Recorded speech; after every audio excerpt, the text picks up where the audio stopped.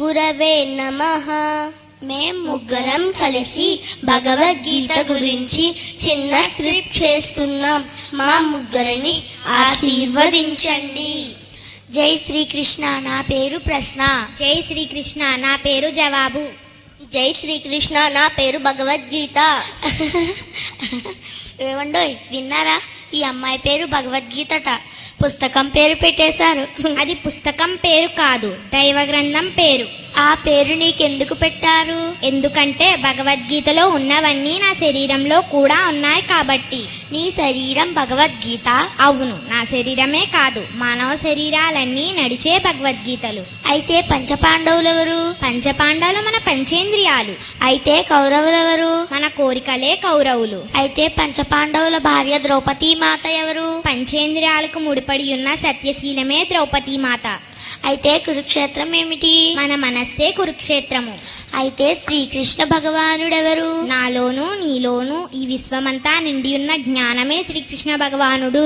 భగవద్గీతలో ఏమున్నాయి? 700 శ్లోకాలున్నాయి. అందులో మొదటి శ్లోకం ఏమిటి? అందులో మొదటి శ్లోకం కూడా నీలాగే ప్రశ్నతో మొదలవుతుంది.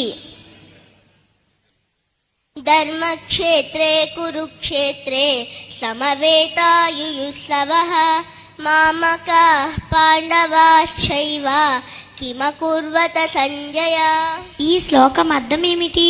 ధర్మక్షేత్రే కురుక్షేత్రే అంటే ధర్మక్షేత్రమైన మన మనస్సులో, సమవేతాయుయుత్సవః అంటే యుద్ధము చెయ్యాలని ఉత్సాహంతో సమావేశమయ్యున్న, మామక పాండవాశ్చైవ అంటే కోరికలు పంచేంద్రియాలు కలిసి, కిమకుర్వత సంజయ అంటే ఈ భూమి మీదకొచ్చి ఎలా ఉన్నావు, ఏం చేస్తున్నావని మొదటి శ్లోకం మనల్ని ప్రశ్నిస్తుంది. అవునా? భగవద్గీత మొదటి శ్లోకం మనల్ని హౌ ఆర్ యు అని ప్రశ్నిస్తుందా? దీనికి నీ జవాబేమిటి? యత్ర యోగేశ్వర కృష్ణః యత్ర పాదోదనుద్దరః తత్ర శ్రీ విజయోద్భూతిః ధ్రువా నీతిర్మతిర్మమ. ఈ శ్లోకం అర్థం ఏమిటి?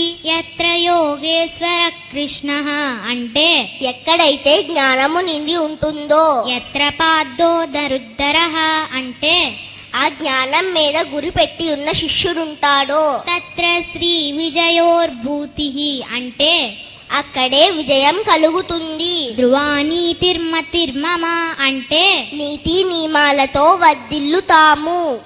భగవద్గీత